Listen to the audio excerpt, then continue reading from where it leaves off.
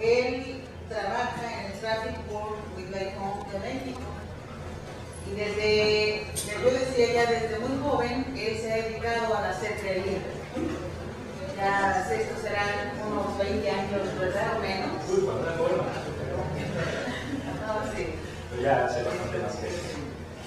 Siempre lo conocimos así, trabajando como Roberto. Tiene una experiencia tremenda en las aves rapaces. Y nos va a hablar ahora del desarrollo de la cetrería en México y sus aplicaciones. Entonces, algo muy interesante sobre cómo son y cómo se domestican, etcétera. Bueno, antes que nada, muchísimas gracias por la invitación.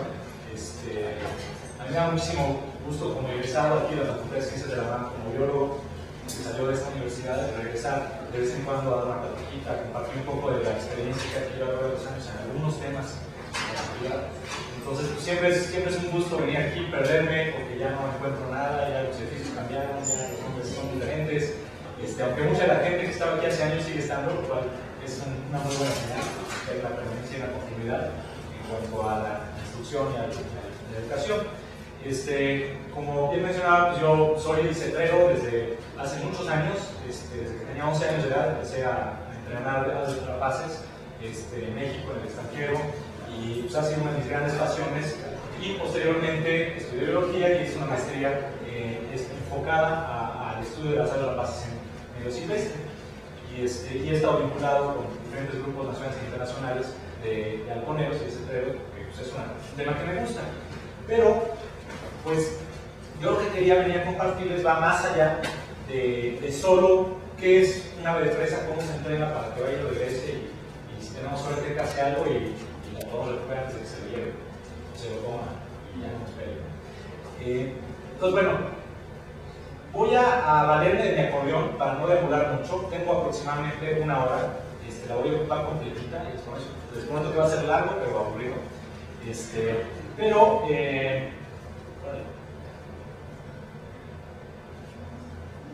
La idea es darles un contexto general, con el fin de hacer la exposición lo más completa y ilustrativa posible a todos ustedes que aguantaron hasta esta hora. Yo sé que es la última antes de salir ahí afuera y en la comida y todo eso, entonces pues yo sé que están cansados, los que aguantaron, pues gracias. Y lo que voy a tratar de hacer es, voy a ir leyendo mi texto para no perderme, pero que se concentren en las imágenes, en lo que dice la pantalla, no en mí, porque pues, esto está mucho más interesante realmente. Y voy a dividir la plática en 3 secciones: las rapaces y el hombre, la cetrería en México y el papel de la cetrería en la investigación, manejo y conservación de las aves rapaces. Entonces, empezamos con las rapaces y el hombre. Las aves de presa, más que cualquier otro grupo de organismos probablemente, han capturado nuestra imaginación. Han sido consideradas como dioses, como mensajeros espirituales y hasta como superhéroes. Y por supuesto símbolos de fuerza y coraje. Pero al mismo tiempo se les ha perseguido por miedo e ignorancia. Los primeros registros de esto aparecen en pinturas rupestres europeas y reaparecen a lo largo de la mayoría de la prehistoria de que se tiene conocimiento. El papel de las rapaces en las antiguas civilizaciones de Asia y África es evidente en los artefactos que se han encontrado. Y en Egipto, por ejemplo, el dios Horus era representado con forma y o cabeza de halcón, y en los jeroglifos a veces representaba un rey. Los halcones eran incluso momificados, enterrados en los templos y adorados. Asimismo, se creía que el ojo de Horus tenía propiedades protectivas, por lo que era un amuleto popular, ¿no? Y todavía hasta la fecha pueden ver que en algunos yaquis, en Coyoacán, el ojo egipcio, ¿no? Pero ya saben por qué. No es para evitar el mal de ojo, sino es como un símbolo de protección. Por otra parte, la imagen del buitre grifón, Nekhbet, para los egipcios, que era el guardián del rey, formaba una de las coronas reales de Egipto y podía ser utilizada solo por una diosa o una reina. También los recuentos bíblicos sobre aves de presa son muy abundantes. El águila representaba la fuerza y protección del Señor, mientras que el buitre se veía como un mensajero de malos presagios. En la mitología griega, En cambio, Zeus, el rey del cielo, tenía un águila que era la única ave que se cree vivía en el monte Olimpo, mientras que Atenea, la hija de Zeus, llevaba siempre a un pequeño búho en su hombro, considerado como muy sabio. Aún en la actualidad existe la creencia o la expresión sabio como un búho, y esto lo vemos también reflejado inclusive en las caricaturas. El búho, por cierto, aparecía en las monedas también de la antigua Atenas. En Roma se dice que Caius Marus, el tío de Julio César, entregó a cada una de sus regiones un águila de oro o de plata para ser llevada como estandarte de victoria y símbolo de fuerza militar suprema. Aquí ven el original y ahí ven el de Asterix, pero como pueden ver, corresponde muy bien. Y bueno, las águilas y los buitres eran el emblema predominante también de los zares. En la época de las cruzadas en Europa, las armas de los caballeros y los nobles eran adornadas con símbolos que posteriormente evolucionaron en sus escudos familiares, utilizados para identificar propiedades y vasallos, siendo las aves de presa emblemas o símbolos muy comunes. Aún en nuestros días podemos ver que las banderas de varios países, como Polonia, los Estados Unidos americanos, los Estados Unidos mexicanos, tienen una águila representada. Ya en las culturas del Nuevo Mundo, es decir, pues, todo lo que es nuestro continente americano, las aves de presa están también representadas en artefactos y leyendas.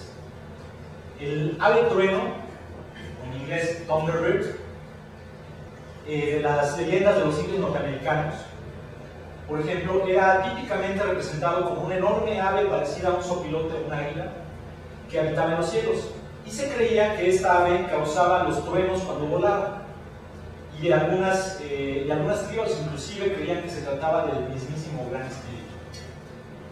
De menor tamaño, aunque de mucha importancia, son las águilas, importantísimas en las leyendas y culturas de los indios norteamericanos. Muchas tribus utilizaban plumas de águila en sus armas o adornos personales con el fin de simbolizar victorias y valor o estatus. Y aunque, bueno, algunas partes del cuerpo de las águilas, inclusive como las plumas, las patas o el cráneo, todavía siguen siendo importantes para algunas prácticas religiosas y ceremoniales en muchas tribus. Y esto no es exclusivo de los indios norteamericanos, en México es bastante común. Entre las aves que aparecen en las manifestaciones culturales de nuestro país, las aves de presa, particularmente las águilas, tienen un papel destacado. Ejemplos de lo anterior hay muchísimos. De hecho, si ven la exposición que montaron aquí afuera, pueden ver que hay muchas aves rapaces representadas, muchas águilas también. En las fotocopias de los códices que aparecen ahí, hay diferentes gavilanes, águilas ahí representados. Entonces, bueno, es un claro ejemplo de que sí han tenido un papel muy importante en nuestra cultura. Aparece como uno de los símbolos del calendario prehispánico, denominándose Cuauhtémoc en náhuatl y Men en maya.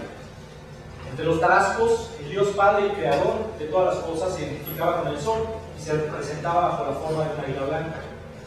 Entre los nahuas, el sol se concebía como un águila, y entre los aztecas, los guerreros más valientes tenían la distinción de ser nombrados caballero águila. Y los recipientes rituales donde recogían la sangre de los sacrificios eran llamadas jícaras de águila y estaban adornados con representaciones de estas aves. Aún en la actualidad, el águila está consagrada al dios del fuego dentro de la cultura huichola, mientras que la madre del dios solar se representa como un águila de dos cabezas entre los huicholes. Y creo que hay algún ejemplo aquí afuera también. Por supuesto, el águila sobre el nopal, con una serpiente en el pico, es el antiguo emblema de México Tenochtitlán y se conserva en el escudo nacional. Todas las aves de presa han sido y son un tema recurrente de las expresiones artísticas de las distintas etnias de México, encontrándose tanto en brocados y adornos de los trajes tradicionales, como en letras de canciones populares. Yo creo que más de una persona ahorita le vino a la mente 2 o 3 canciones rancheras que hablan del aguilán y del águila, ¿no?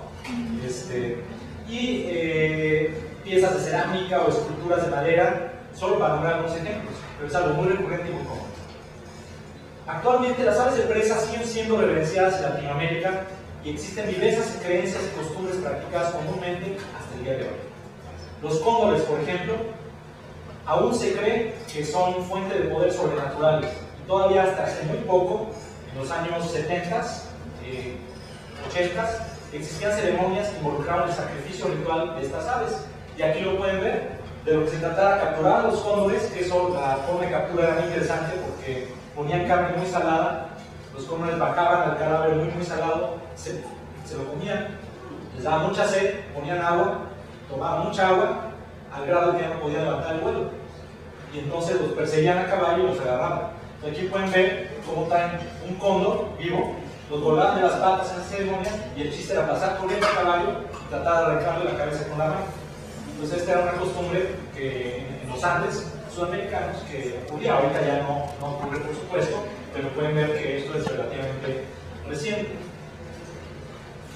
La relación más estrecha entre las aves de presa, porque me están diciendo ¿por qué no era de centralista plática? Y este cuate ya está deambulando, pero como loquito, ¿no? Pero bueno, la relación más estrecha entre las aves de presa y el hombre es probablemente la cetrería, que puede definirse como la actividad en la cual algunas especies de aves de presa son entrenadas para cazar presas silvestres en ambientes naturales y en presencia del halconero. Halconero cetrero, lo voy a usar indistintamente a lo largo de la playa. Aunque sus orígenes son inciertos, se cree que la cetrería data de hace más de 4000 años, pues se cuenta con datos de China, de Arabia y Persia, ubicados algunos en 2000 a.C. aproximadamente. Pero fue en la Edad Media Europea que esta actividad, que la cetrería, alcanzó su máximo auge. Y era tal la importancia que se daba a estas aves, que inclusive el rango social determinaba el ave de presa que se podía poseer.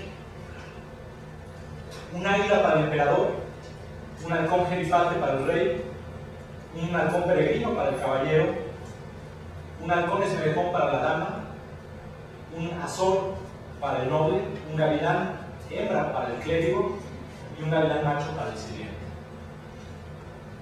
Y aunque yo fuera un sirviente y quisiera tener un halcón gerifalte, pues ni más palomas, no podía, ¿no? Porque mi rango social no me lo permitía. Durante las cruzadas, los cristianos y los sarracenos utilizaban halcones como ofrendas de paz y se daban tiempo para ir de cacería con sus aves entre batallas. Sin embargo, con el desarrollo y popularización del uso de las armas de fuego, la práctica de la cetrería disminuyó considerablemente, así como el número de presas disponibles para las rapaces en muchos lugares, y las rapaces mismas, que comenzaron a ser exterminadas sistemáticamente por considerarse como competencia o plagas. Y en esa imagen pueden ver, ¿no?, las escopetas ahí, y todo lo que ven aquí son gavilanes, ¿no?, en un día de cacería de estas gentes. Y esto es en España, y esto es en el 1940, 1950, por ahí. O sea, no es hace mucho. Afortunadamente, el interés en la investigación, la observación y la conservación de estas aves se ha incrementado significativamente en las últimas décadas. Las aves de presa son muy buscadas por los observadores de aves que a veces viajan miles de kilómetros para ver alguna especie rara en su ambiente o pasan horas observando algún halcón dentro de su misma ciudad. Y en México tenemos ahora sí que el gran privilegio de tener una de las principales rutas migratorias, conocida comúnmente como Río de Rapaces, y que pasa en buena parte del lugar más conocido es por Veracruz, ¿no?, por la zona de Cardel y todo eso, y en cierta época del año se pueden ver cientos, miles de aves pasar por ahí volando, ¿no? Entonces, si algún día tienen la oportunidad de ver eso de primera mano, realmente es muy impresionante y vale la pena. Y les puedo decir que vienen europeos, vienen gente de Estados Unidos, de Canadá, de todo el mundo para ver ese espectáculo. Muchas veces nosotros lo vemos ahí a la vuelta de la esquina y jamás nos damos el tiempo para verlo.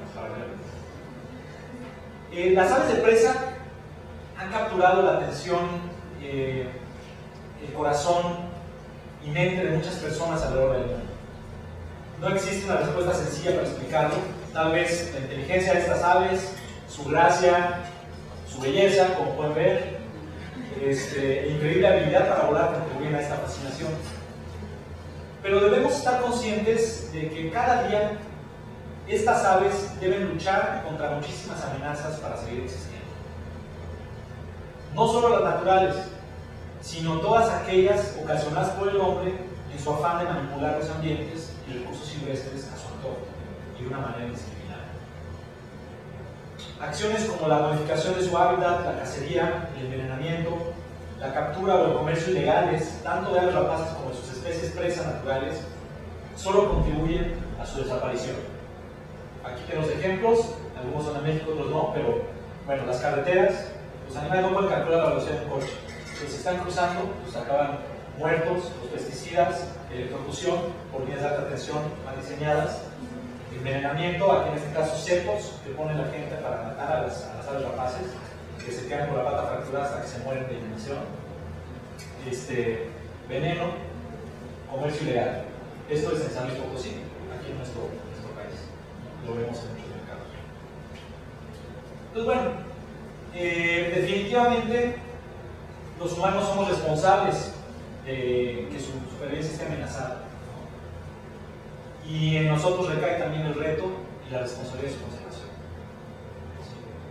Entonces, bueno, esto creo que era importante como un pequeño antecedente para que vean la relevancia cultural de las aves rapaces y por qué son muy importantes o lo han sido a lo largo de la historia para el hombre. No solo para nosotros en México, sino a nivel universal. Esto es una coincidencia. Y ahora vamos a hablar un poquito sobre la cetrería en México. Por favor, si tienen alguna duda o pregunta de alguna de las cosas que les pongo ahí o lo que sea, apúntenlas o interrúmpanme y con todo gusto lo vamos solucionando. Aquí no es así que fulano es el expositor y nada aquí. Todos somos biólogos, así que, o bueno, muchos somos biólogos, algunos seguramente son de alguna otra profesión o carrera, pero me interrumpen y con toda confianza les explico lo que yo sepa. Lo que no, pues se les digo. Vamos a hablar un poquito de la cetrería en México. Mencionamos entonces ya que la cetrería, bueno, lo que ven aquí, para los que no saben, esto es una capucha o caperuza o capirote, dependiendo del término que se use, que se le coloca a las aves rapaces de cetrería para cubrirle los ojos. Tienen que ajustar perfectamente para no lastimarlas, para que estén cómodas, y lo que hace es que bloquea la visión. Las aves rapaces, probablemente el 80% de los estímulos los reciben a través de los ojos. En el momento que se bloquea la visión, es como apagarles un switch y se quedan bien tranquilitas. Pero les tiene que quedar muy cómodo, porque es como si fuera de noche y se quedan muy tranquilas, ¿no? Entonces, esto es una caperuza y esto es un changarro en una feria de halconería en Inglaterra, donde se le están vendiendo puras caperuzas, ¿no? Y mexicanas, orgullosamente. Por eso se cría en México. Pero bueno, entonces ya mencionamos entonces que la cetrería es una actividad que vincula de forma muy estrecha a las aves de presa y al hombre, y que definimos como aparece en la diapositiva. Alguien me preguntaba hace rato, oye, pero pues muchas de las rapaces yo solo he visto que cazan presas terrestres. ¿También cazan aves? Bueno, aquí hay un ejemplo de cómo están persiguiendo codornices. Y hay muchas especies que se especializan exclusivamente también en aves. Pues bien, aunque esta actividad se ha practicado durante miles de años en otras regiones del mundo, en América y particularmente en México no existe una tradición milenaria al respecto. Las fotos que les estoy mostrando en esta sección son casi todas de mexicanos y están todas aquí. Estas, por ejemplo, todas en Querétaro hace aproximadamente 2 años, ¿no? En un encuentro de halconeros. Y para los que tienen ideas más de rapaces, pueden ver que se trata en este caso de 2 halcones aplomados, falcofemorales. Y el de allá acaba de capturar una garza garrapatera, bulbusiles, que le doble el tamaño aproximadamente, para que vean un poquito la capacidad y sobre todo la capacidad de los halconeros, que son de primer nivel y son excelentes, ¿no? Realmente estos son de Jalapa y realmente saben lo que están haciendo, ¿no? Son muy buenos. Entonces, bueno, en México pues, no existe una tradición de muchos años como la hay en Europa, como la hay en Asia, como la hay en los países árabes.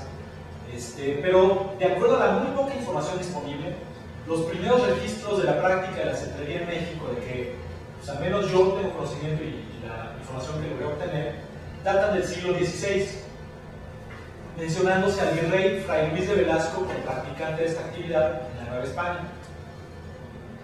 Desde entonces hasta el siglo XX prácticamente no se tiene ningún registro de la actividad hasta la década de los 40, en el siglo XX ya, cuando se crea la Asociación Mexicana de Cetrería, liderada por Guillermo José Tapia. Sabemos que esta agrupación estuvo activa hasta principios de los 50, pero luego desapareció sin dejar rastro. Y esto lo sabemos porque por ahí se encontró una carta de esta persona a algunos halconeros del extranjero, platicando ahí sobre temas de cetrería. Entonces es un indicio de que sí se mantuvo esta asociación y esta actividad por unos años por esta persona. En los años 60, otro individuo, Roberto Bejar, un exitoso publicista, se involucró en esta actividad teniendo la oportunidad de viajar y de contactar a reconocidos cetreros del mundo. Él le iba muy bien y tenía la posibilidad de viajar continuamente y también de traer libros, de traer información, de traer equipo. Y lo bueno fue que lo compartió con algunos jóvenes que estaban muy interesados en aquel entonces en aprender de este tema. A partir de toda esta como guía o liderazgo que asumió Roberto Bejar en los 60s, se formó un pequeño grupo que para los 70s contaba con aproximadamente 30 personas, ¿no? 30 personas aquí en México que practican la cetrería. Y de hecho, entre ese grupo, que aunque no lo crean, esa es la generación anterior a la mía, yo empecé después de ellos. Este cuate, por ejemplo, Enrique Valverde, él fue como de los pupilos de Roberto Bejar, ¿no? Y esto también en Querétaro, con Halcón Peregrino. Pero bueno, haciéndose el comercial, esto es un halcón murcielaguero, falco figuraris. Y esto de acá es un halcón cola roja que estaba siendo rehabilitado por una ex alumna y ex egresada también de la facultad. Hace muchos años que yo daba clases sobre este tema de aves de presa en esta facultad, ¿no? Entonces una de las tareas que hicimos ese semestre fue rehabilitar ese halcón cola roja, ¿no? Pero bueno, en los años 80 hubo un incremento, un boom en el interés de las aves rapaces en cautiverio, causado por un anuncio de televisión de un branding. Aquellos, bueno, de aquí pues yo creo que somos muy poquitos, pero aquellos que tengan más de 30 años, ¿no? O quizá escucharon a sus papás o a sus tíos hablar de un anuncio que gritaba a una persona, "Atila, Atila", y venía volando una vieja y se paraba junto a una botella de brandy, y bueno, luego hicieron una versión cómica de eso y salía el anuncio, "Atila, Atila", y la verdad no bajó. Entonces eso se hizo famosísimo, o sea, causó un impacto a nivel televisivo tremendo, esa imagen de la vieja que volaba, que la llamaban y que venía y se paraba junto a la pompa. Entonces, bueno, este anuncio por una parte incrementó el interés de algunos individuos por conocer más sobre el entrenamiento de las aves rapaces y la cetrería, aunque desgraciadamente fue mucho mayor el fomento que se hizo al tráfico ilegal y la posesión de estas aves como mascotas o solo de adorno. Y de hecho coincidió la época con que se originaron aquí en México, conocen la Ciudad de México, los primeros tianguis, estilo Pericuapa y todas estas cosas. Entonces era de lo más común, fue cuando creo que se hizo Perisur. Entonces era muy común que los chavos fresas se conseguían su halcón para irse a ligar chavas a los tianguis, ¿no? Pericuapa o Perisur y todo eso. Entonces pues hubo un comercio ilegal tremendo, había gente que no tenía ni idea de cómo cuidarlos, o por supuesto eso no se puede denominar cetrería, no tiene nada que ver con la cetrería, ¿sí? Pero eso causó un boom en el interés de las aves rapaces en aquellos años, en los 80s. A finales de los 80 se estima que había unos 200 practicantes y quizá alrededor de unas 10 agrupaciones organizadas de cetreros.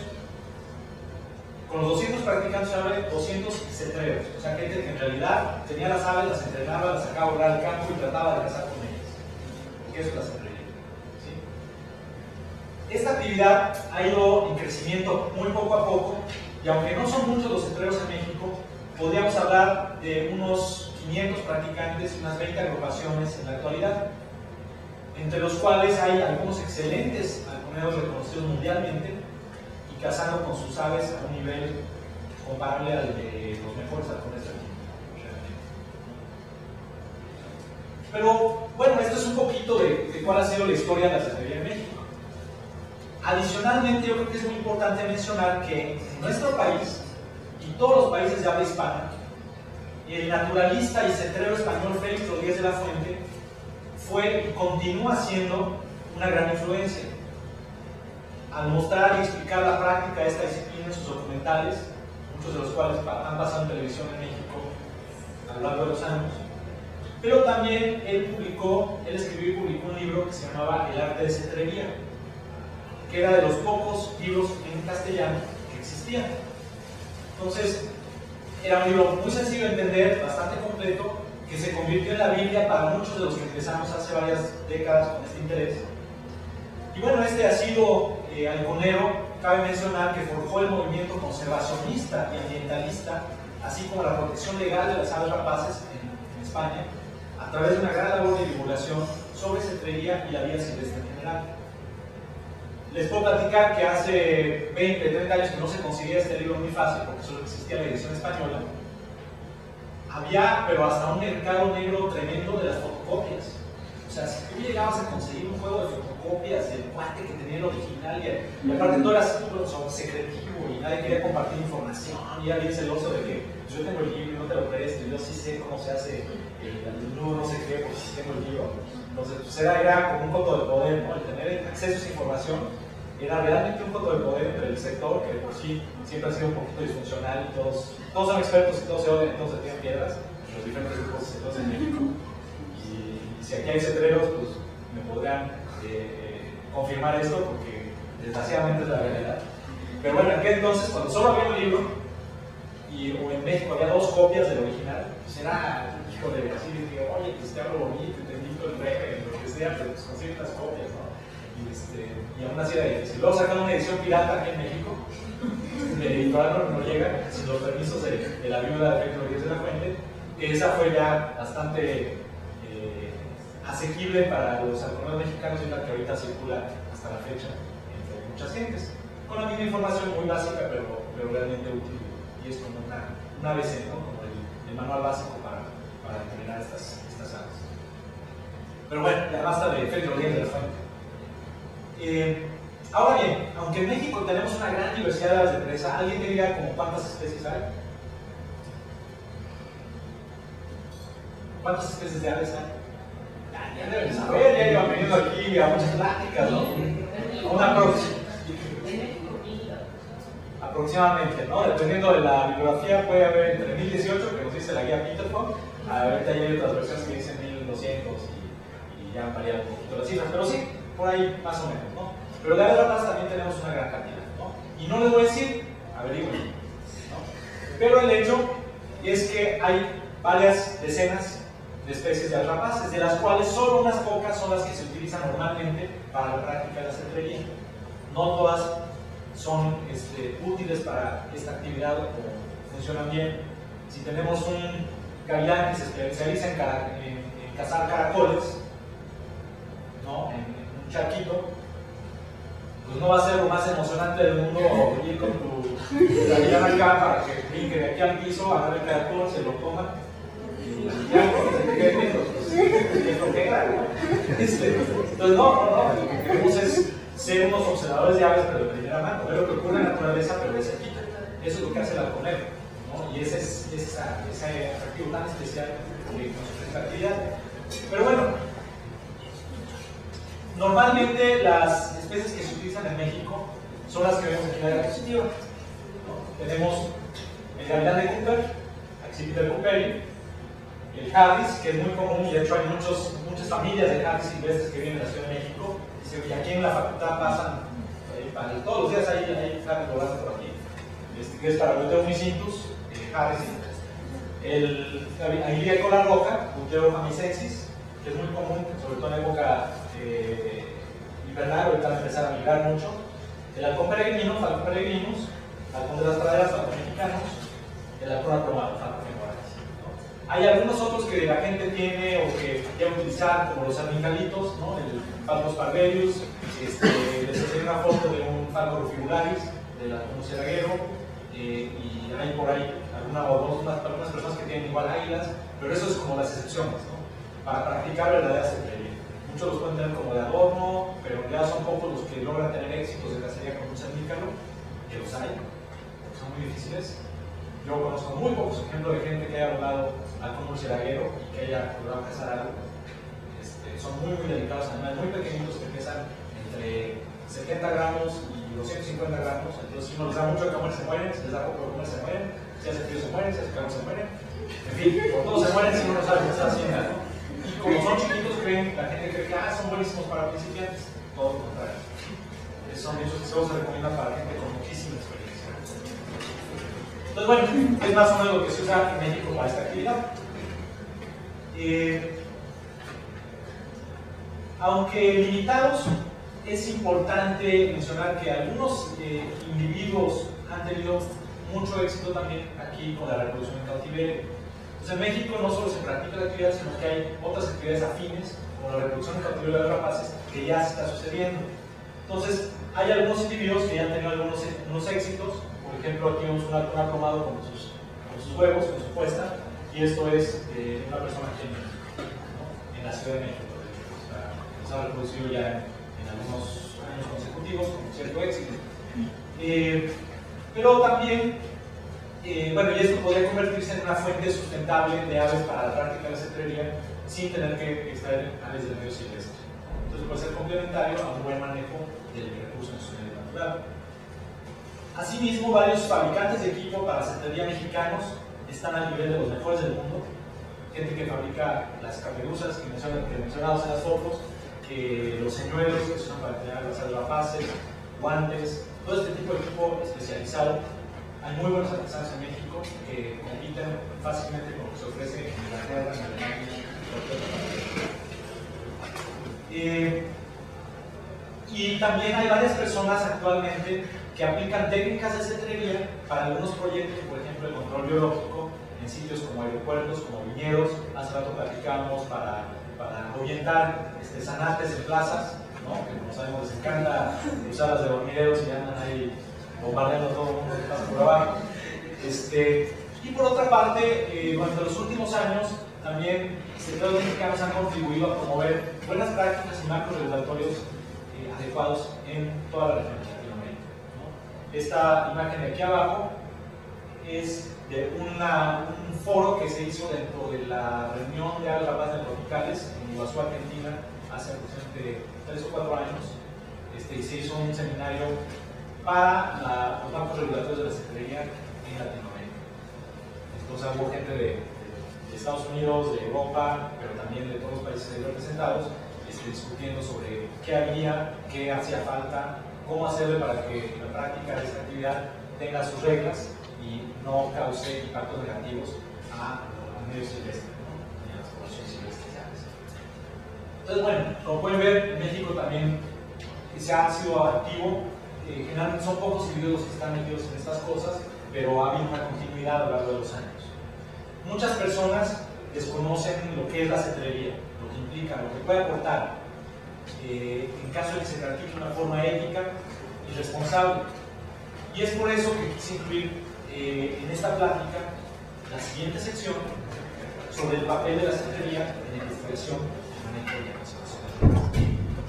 Como pueden ver, no había mucho que decir sobre la historia de la cetrería en México porque hay poca historia aún, ¿no? Son pocos los practicantes, aunque pues, hay gente muy entusiasta y de muy buen nivel, pero también hay gente que hace las cosas muy mal.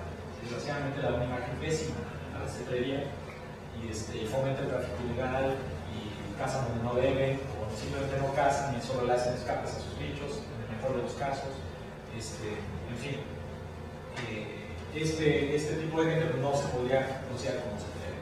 Es muy importante que aquellos que no lo sabían, que realmente piensen un poquito sobre lo que implica la actividad y lo que hacen otras personas que pueden haber visto que tienen aves rapaces.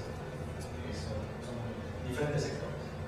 Entonces, bueno, para contextualizar este tema, es importante ahondar en algunos puntos que ya mencionamos y mencionar algunos otros.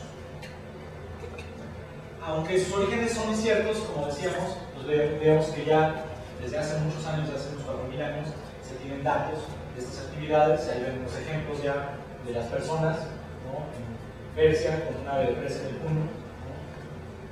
ven aquí, con el halcón, a caballo. Entonces esto ya tiene son miles de años, ¿no? de estas imágenes. Entonces bueno, ya es una actividad muy bien en algunas regiones. Al tratarse de una actividad que implica una gran dedicación, compromiso y tiempo, la cetrería nunca ha contado con números muy grandes de adeptos. Y es por eso que las armas de fuego inmediatamente fueron tan escogidas, porque pues, uno cuando tiene tiempo pues, se va a casa, no tienes tiempo, pues limpias el arma, la guardas y hasta el próximo año si quieres, ¿no? La verdad hay que darle de comer todos los días, hay que sacar a volar todos los días, hay que cazar con ella periódicamente, y siempre a la misma hora, ni siquiera es de que hoy quiero en la mañana y mañana en la tarde, no, tienen sus horarios. Entonces, pues nunca ha gozado de muchísimos adeptos, pero sí ha gozado mayor popularidad en algunas épocas y regiones, como mencionábamos, como en la Edad Media en Europa, donde las aves no solo eran utilizadas para obtener alimento, sino también cumplían un papel primordial en la sociedad y en las relaciones diplomáticas. Aquí vemos como también en aquel entonces se usaban para ligar. Pues por eso funcionaba, ¿no? Entonces no estamos reinventando el agua tibia cuando los chavos se iban con sus jales a los tianguis, por eso. Bueno, eso ya lo hacían en la Edad Media desde hace mucho. Pero la halconería también es parte del acervo cultural, como mencionamos, en países como los países árabes, donde incluso hoy la utilización de aves rapaces tiene un papel significativo por la cantidad de personas de esta y otras regiones cercanas que defienden económicamente algún aspecto relacionado a la misma. Desde los capturadores que venden los animales, a los cetreros, a los entrenadores, hasta los que fabrican el equipo, los médicos veterinarios especializados en las rapaces que hay en otros países, etc. Como mencionábamos, la popularización de las armas de fuego disminuyó la práctica de la cetrería muchísimo, así como el número de presas, y pues el exterminio sistemático fue terrible durante muchos años. Inclusive como en el siglo XX se tienen registros de al menos 21.000 rapaces muertas en un periodo de 8 años en España, la foto que veíamos hace ratito, y esto estaba avalado por el gobierno, inclusive remunerado, ¿no? Por el propio gobierno. Pensaban que eran alimentos. Lo que vemos aquí, todo esto que ven ahí colgado, de las cercas son águilas. Esto es en los años 70 en Australia. Entonces, como pueden ver, inclusive orgullosamente las muestran ahí como trofeo. Pero bueno, esto afortunadamente ya no está ocurriendo, por lo menos no de forma abierta. Por aquí entonces ya hay leyes que lo prohíben, no hay que sancionar. Pero a pesar de eso, algunos individuos preservaron el conocimiento práctico de la cetrería hasta el día de hoy, existiendo actualmente practicantes principalmente en el Medio Oeste, en Europa y Norteamérica, con números bastante menores en Sudamérica, África, Asia y Oceanía. Pero ya hay una comunidad grande en Estados Unidos, por ejemplo, se estima que el número de halconeros es de entre 5 y 10.000, ¿no? Que son bastantes. En Inglaterra, halconeros verdaderos habrá entre 500 y 1.000, y así en otros países. Pero como pueden ver, no son números tampoco muy batalladores, ¿no? No son muchísimos practicantes. Y en México, como mencionamos, habrá cuando mucho unos 500 actualmente. Es importante enfatizar que la verdadera cetrería, como mencionamos, involucra el uso de los recursos silvestres de forma responsable y sostenible, considerando la conservación de las aves rapaces y sus especies presa, así como de sus hábitats naturales. Si se pierden estos ambientes y ya no quedan áreas con suficiente disponibilidad de presas y adecuadas para esta práctica, la cetrería también va a desaparecer. Por lo tanto, el más interesado en que se conserven todos estos recursos es el cetrero. Y eso es algo que muchas veces como biólogos choca mucho contra los principios por los cuales nos metimos a estudiar biología, ¿no? Es decir, si yo soy biólogo y me gusta la fauna y todo eso, pues yo estoy totalmente en contra de la cacería, ¿no? Y sí, éticamente uno puede decir, bueno, yo no practicaré la cacería. Sin embargo, no podemos cerrarnos a la realidad que los cazadores son probablemente los principales conservacionistas de la fauna en el planeta. Ejemplos muy claros que tenemos en México: asociaciones de cazadores son los que han financiado la compra de humedales para poder asegurar las rutas migratorias de los patos y de las palomas. ¿Por qué? Porque si no se les acaba el hobby. y están invirtiendo millones y millones de dólares en todo el planeta para la conservación de recursos. En los países africanos son la actividad cinegética, los cazadores, son los que están invirtiendo todos los recursos por manejar los cotos de caza, que están dando el 40% de los insumos económicos a muchos países. La economía se basa en muchos de estos safaris con un enfoque cinegético. Y gracias a la conservación de estas áreas donde ellos tienen sus antílopes y todo eso que cobran carísimos para que un fulano vaya y le dispare a uno o dos, gracias a eso están conservando no solo todos los demás, sino que todas las otras especies de plantas y animales que habitan en esa región.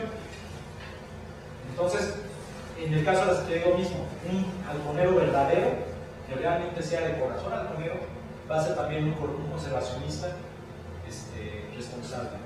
Y práctico, no solo bien está afuera. Entonces, nada más para que reflexionen un poquito sobre eso.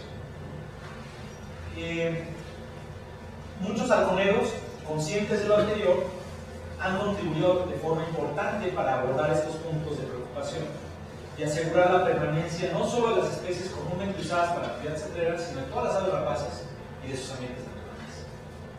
Se podrían enumerar muchísimos individuos y agrupaciones cuya pasión por la cetrería los ha llevado a contribuir en la investigación, el manejo y la conservación de las aves de presa a lo largo de la historia. Pero pues yo solo quiero hacer mención de unos pocos ejemplos que considero particularmente interesantes y relevantes y que posiblemente sean conocidos por algunos de ustedes. Y también porque sabemos que tenemos el tiempo limitado y ya todos los días con cara de sueño y hambre, y no me quiero extender demasiado. Pero primeramente yo creo que es muy importante mencionar al emperador Federico II de Hohenstaufen, que en el siglo XIII, en 1247, escribió un libro que se llama El Arte Verandi Fumabibus. Esta obra estaba enfocada a la cetrería y es considerada como el primer tratado zoológico escrito con el espíritu crítico de la ciencia moderna, motivo por el cual a esta persona se le considera como el padre de la ornitología. En este tratado, y mediante la aplicación del método científico, este halconero plasmó por vez primera aspectos relevantes sobre la migración, la reproducción, la morfología y la etología de diversos grupos de aves, incluidas las rapaces, detallando también técnicas para su entrenamiento, su mantenimiento en cautiverio, su dieta, su manejo clínico y el equipo requerido. Y esto es bien interesante porque, bueno, aquí pueden ver algunas de las imágenes que trae ese libro, ¿no? Mostrando ya la migración, ¿no? de gansos, de garzas, la dieta de las diferentes especies, la formación en que migraban. Y en aquel entonces, como cazaban, por ejemplo, garzas reales en Europa, generalmente usando parejas de halcones, porque eran pues, unos animales de tal tamaño, entonces los dos halcones se la pasaban así, turnándose para darle golpes a la garza hasta que la vencían, pero no la llegaban a matar por la fortaleza del animal. Muchas veces llegaban, capturaban cogían los halcones, capturaban a la garza viva, y lo que hacían es que le ponían un listoncito y la volvían a dejar ir. El año siguiente veían que, pues ahí está la garza, el listoncito.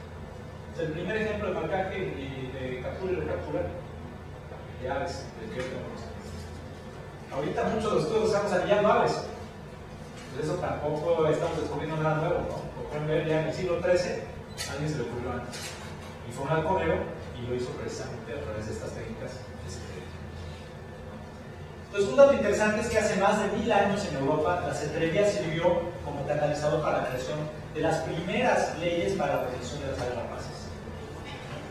Ya en nuestro continente, yo creo que es muy importante mencionar al doctor Heinz Menck, cuya pasión por las aves de presa y la halconería, entre otras cosas, lo llevara a ser el primer científico en reproducir al halcón peregrino en cautividad, inspirando a muchísimos más y sentando las bases para el desarrollo de algunos programas de recuperación de rapaces que han probado ser muy exitosos. Hasta entonces la gente pensaba que era imposible reproducir la rapaces en cautiverio, nadie lo pensaba como una opción viable, y él fue quien lo logró. ¿De dónde? ¿Perdón? De Estados Unidos. El más conocido de estos programas es indudablemente el del halcón peregrino, que se inició y dirigió por aquel entonces profesor y halconero Tom Cave de la Universidad de Cornell en los Estados Unidos, y fue el quien creó el Fondo Peregrino, el Peregrine Fund, en 1970. Organización que realiza, apoya y colabora en proyectos para la recuperación y conservación de muchas especies de aves de presa y sus hábitats, como el cóndor de California, proyecto que quizá han escuchado porque se están liberando aquí en la Sierra de San Pedro Marte, algunos de estos cóndores, el águila calva, el halcón aplomado, el águila arpía. Aparte de dar capacitación, informar y compartir experiencias sobre el tema en todo el mundo. Cabe mencionar, por cierto, que el stock original para iniciar los proyectos de reproducción en cautiverio del Fondo Peregrino se compuso por halcones que los propios halconeros donaron para esta causa. Y esto viene, no sé si alguna vez usted diga algo sobre la crisis del DDT. En los años 70, la utilización del DDT ocasionó que los cascarones de los huevos de estas especies se fueran adelgazando por un proceso que se llama bioacumulación, ¿no? El halcón mata a la paloma viene contaminada con DDT y pues, ese halcón sigue matando más palomas, pero todo ese DDT se va acumulando en el organismo del halcón. Y aunque no es suficiente para matar a una paloma, sí, cuando se acumula es suficiente para afectar a la rapaz, que va acumulando en su cuerpo, y eso hacía que ya no pudieran poner suficiente calcio en los huevos, y los huevos salían muy delgaditos, y solo con el peso muy ligero de la hembra cuando quería incubarlos se rompían. Y empezó a haber una picada enorme de las poblaciones de halcón peregrino, que por supuesto los primeros que lo detectaron fueron los halconeros, ¿no? Que son, por supuesto, oye, se me va la pieza principal de mi hobby, pues qué onda, ¿no? Y por eso surgen todos estos proyectos de reproducción. Como pueden ver, es muy relevante. Otro halconero que ayudó al establecimiento del Centro Mundial para las Aves de Presa en Boise, Idaho, y fue determinante para el establecimiento del área natural para aves de presa que se llama Snake River, Río Serpiente, también en este estado de Idaho, en Estados Unidos, fue Morland Nelson, a quien quizá ustedes puedan recordar por sus filmaciones para Disney o por una serie televisiva que se llamaba El Reino Salvaje, y que todavía se puede conseguir. Y como ya lo ven ahí en cáscara, pero pues todavía volando halcones, ¿no? Bueno. Otros actores importantes que colaboran por el conocimiento, la conservación y el manejo adecuado de las aves rapaces están también, podemos encontrar también asociaciones como la Asociación Norteamericana de la Cetrería, la NAFA, por sus siglas en inglés, quienes entre otras cosas tienen un programa de becas para apoyar proyectos de investigación científica, o también la Asociación Internacional de Cetrería, la IAF, por sus siglas en inglés, quienes han trabajado durante muchos años por promover unas prácticas responsables éticas de la cetrería y que los cetreros también contribuyen a la conservación y fomentar este vínculo con los investigadores. Un buen ejemplo de trabajo coordinado entre halconeros y autoridades es el Club de Cetreros de Zimbabue, en África, quienes aparte de realizar investigación de campo, como las que pueden ver en la diapositiva, asesorados y apoyados por la academia e instituciones reconocidas como el Fondo Peregrino, el Centro Nacional de Cabezales de Presa, el Reino Unido y su propio gobierno, también tiene programas de manejo clínico y rehabilitación, educación y difusión, así como de reproducción en cautiverio y reintroducción de especies de halcones amenazados como el halcón peregrino menor o el halcón taita. El halcón taita era el de los ojos, así que vieron ahí esa diapositiva que ven con los ojos en esta sección. Bueno, otras iniciativas como The Hawk Conservancy en Inglaterra, fundado por Reginald Smith y actualmente manejada por su hijo Ashley, los dos halconeros, recibe y da pláticas combinadas con exhibiciones de vuelo con fines educativos a más de 50,000 personas al año, aparte de colaborar en proyectos de conservación de especies amenazadas como el buitre de espalda blanca de la India. Entonces, como pueden ver, los halconeros no solo se preocupan de las aves para cetrería, sino también de otros rapaces o considerados como rapaces que están amenazados.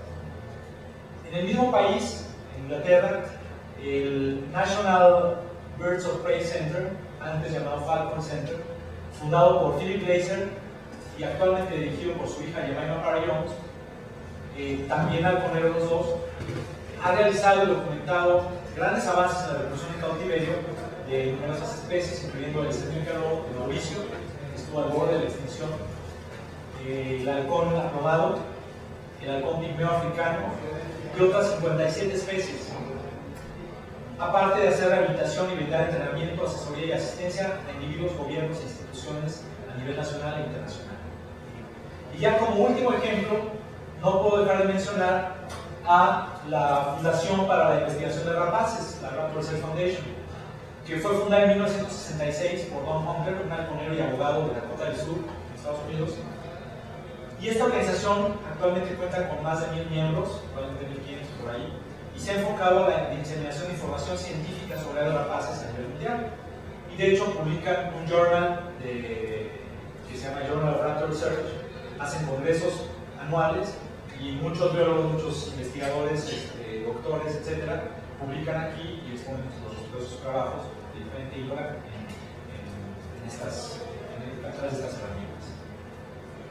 Por otra parte, mucho del equipo, los métodos y la mayoría de las técnicas comúnmente utilizadas en la actualidad para la captura, manejo clínico, investigación, rehabilitación, reproducción en cautiverio o reintroducción de aves rapaces por distintos sectores como médicos, veterinarios o biólogos, entre otros, han sido desarrolladas, adecuadas y perfeccionadas desde hace miles de años, principalmente por cetreros, ¿no? Aquí vemos un ejemplo. Esto es, pues, actualmente, vemos un nido ahí de halcones peregrino en una ciudad. Como sabemos, ya están aliados, pues para ellos es lo mismo esto que una pared de roca, pues está chido, ¿no? En el aire y hay un chorro de palomas que comen, está padrísimo.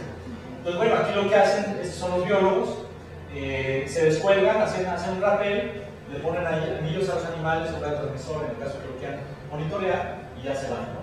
Pero bueno, tampoco estamos descubriendo de agua tibia.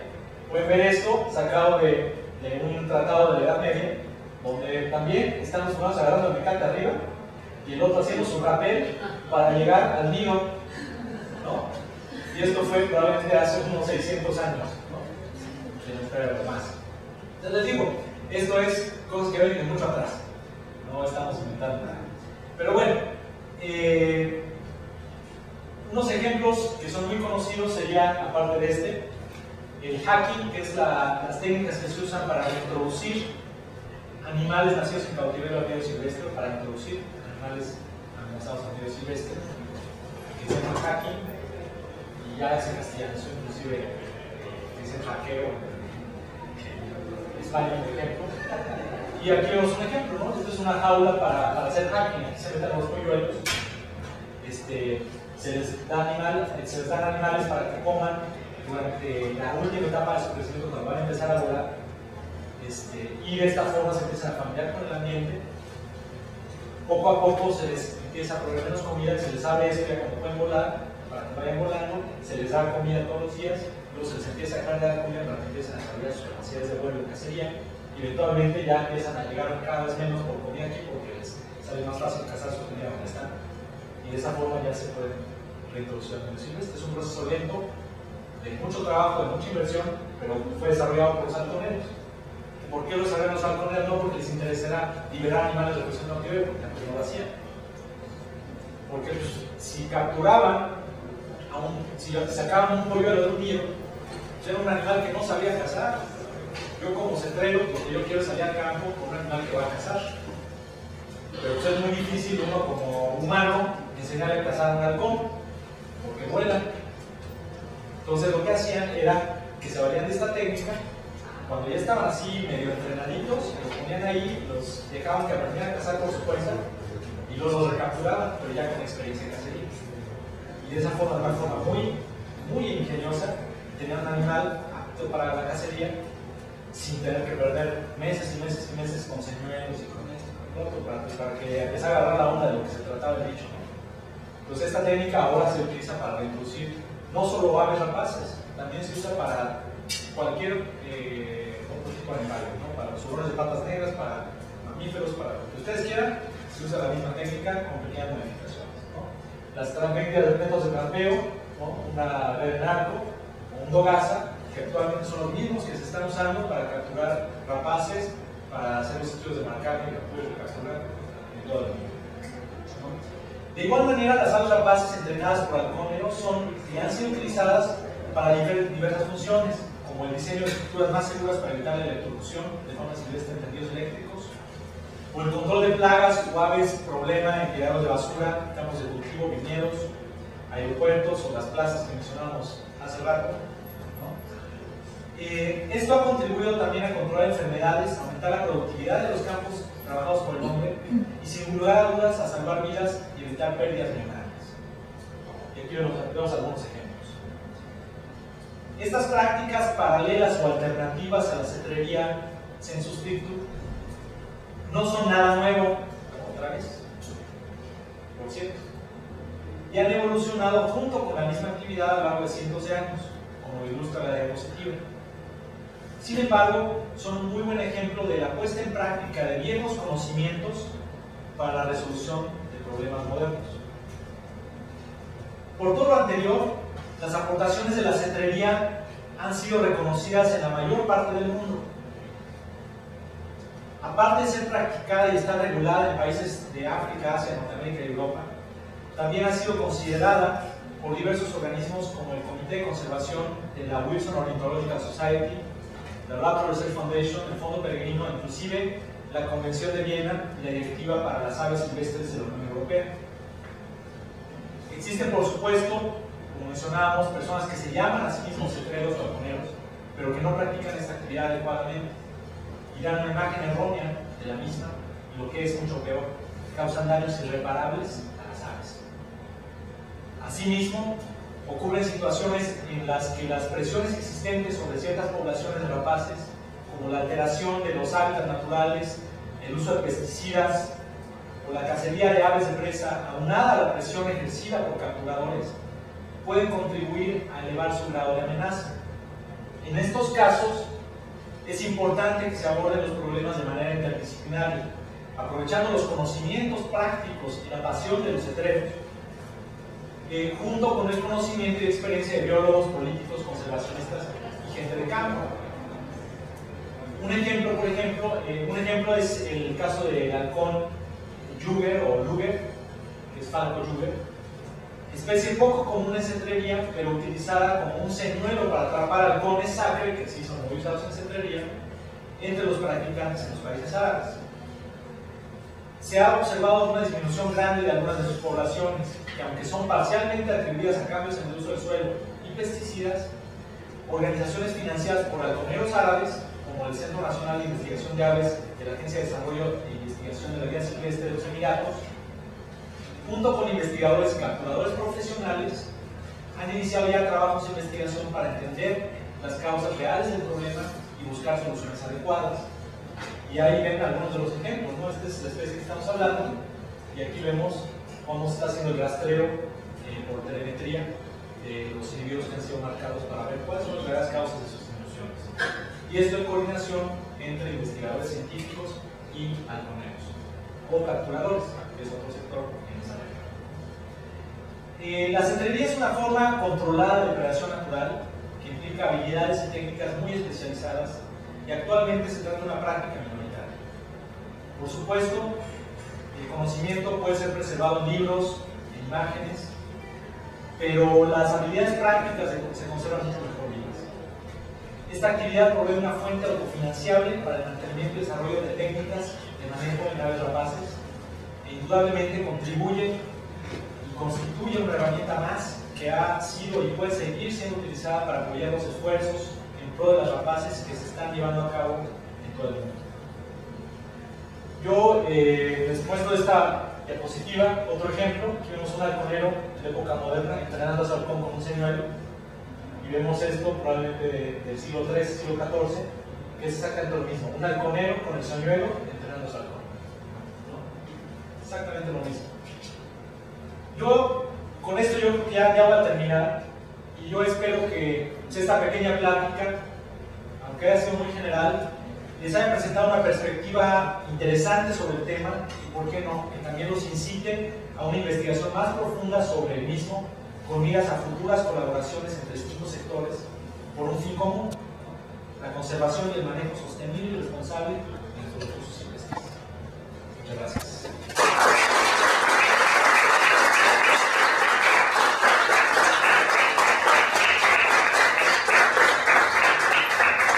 Entonces, si alguien tiene alguna pregunta, algún comentario, pues todo gusto, ¿no? De alguna de las fotos, de lo que les dije. Dos preguntas porque hay nuestro siguiente. ¿Por qué nada más tres especies que mencionó? Porque, por ejemplo, no sé, la águila real. En algunos lugares se utiliza el águila real. Con estas especies que mencionamos, se captura la mayor cantidad de presas que son como apreciadas por el halconero. Dentro de estas que vieron en la diapositiva, cubrimos el espectro más amplio, que puede ser desde codornices, en el caso de pluma, codornices, patos, palomas, ¿no? Algunas zancudas que son vuelos muy interesantes para la persecución, que es lo que uno aprecia mucho cuando está practicando la actividad. O en el caso de las aves que queremos para cazar pelos, conejos, liebres, que es lo más común. Entonces con estas se puede cubrir todo ese rango. Una águila real también va a cazar liebres, ¿no? Pero pues es mucho más fácil con una Guillermo Harris hacer lo mismo. Entonces no es muy común que haya esas especies que también son más raras, más amenazadas, y eso no debe tener. Otra cosa, ¿cuáles son los puntos para conservar, más bien, cuáles son los puntos que manejan para concientizar la conservación? Yo creo que es algo muy importante. Desgraciadamente en nuestro país no hay un esquema legal que permita la captura de animales del medio silvestre para la práctica de actividades como esta. Y yo creo que este es el gran error, y esto lo vemos ahorita, yo lo estoy viendo en mi trabajo en Centroamérica muy comúnmente, que ahorita todo lo que se ve de Centroamérica, vida silvestre, plantas, animales, viene de criaderos o de viveros. Aparentemente para el público en general esto es bueno, dicen, pues qué bueno, entonces no tocará el medio natural. No hay peor error que ese. Ahorita ya no hay ningún incentivo de conservar el medio natural, porque lo que le está dejando dinero es lo que viene de los viveros o de los criaderos, ¿no? Entonces se están talando los bosques a diestra y siniestra y se están desapareciendo las especies. Yo creo que lo importante es conseguir un equilibrio, ¿no? Que haya los estudios poblacionales que nos digan que podemos capturar un X porcentaje de individuos del medio silvestre dentro de ciertas características para que se puedan realizar estas actividades, lo que sería un manejo sostenible del recurso. Y paralelamente puede haber otros esquemas como el de la reproducción cautiverio que puede proveer parte de lo que se necesita. Pues si se logra este esquema va a haber un balance y se va a conservar un incentivo por la conservación de estos recursos y de estas especies en el medio natural.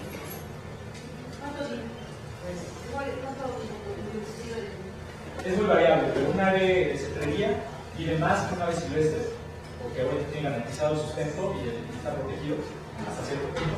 Pero hay ejemplos de animales de más de 30 años que siguen siendo el mismo bicho que tuvo la primera durante esas 3 décadas. Bueno, pues muchísimas gracias.